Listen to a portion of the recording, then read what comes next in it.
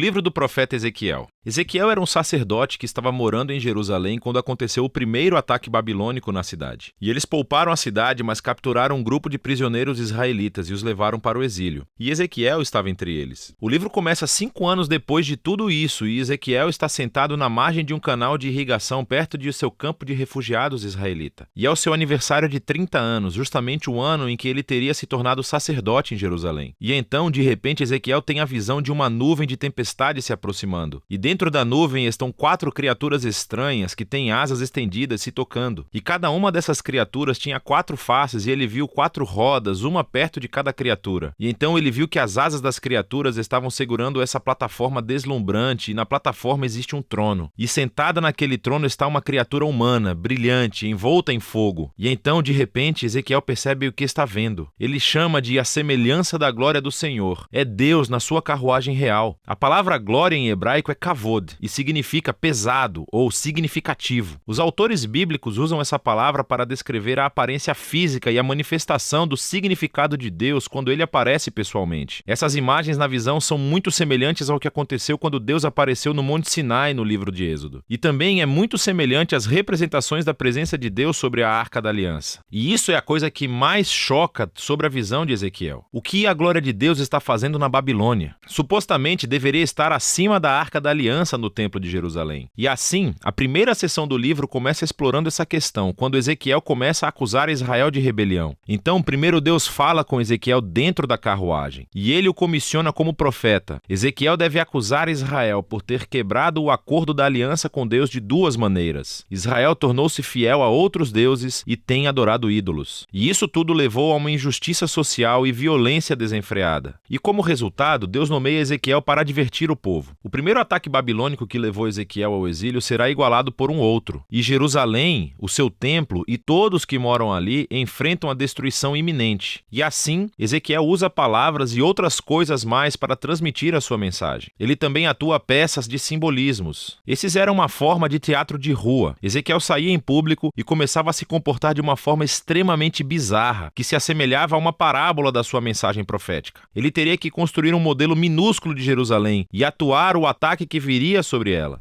Ou deveria raspar todo o cabelo e depois cortá-lo com uma espada. Ou, o mais extremo, deveria desempenhar o papel de bode expiatório no dia da expiação. E teve que se deitar de lado por mais de 1 ano comendo comida cozida em cima de cocô, como um sinal da comida desagradável que as pessoas teriam que comer durante o cerco de Jerusalém. E talvez o mais desalentador de tudo seja a má notícia que Deus deu a Ezequiel, que ninguém iria ouvi-lo. Israel o rejeitaria por causa de seu coração rebelde e duro. E isso lembra a descrição que Moisés fez do povo após as rebeliões no deserto, quando ele previu que o exílio um dia aconteceria e Ezequiel teve o infeliz privilégio de ver tudo acontecer. E então Ezequiel, desanimado, começa a executar a sua tarefa. E depois de cerca de 1 ano, ele tem outra visão, e esta é sobre o templo. Ele faz uma turnê virtual pelo templo e vê o que está acontecendo lá na sua ausência, e isso não é bom. No pátio externo, em frente ao templo, ele vê uma estátua gigante e inativa, e ele vê os presbíteros de Israel adorando outros deuses,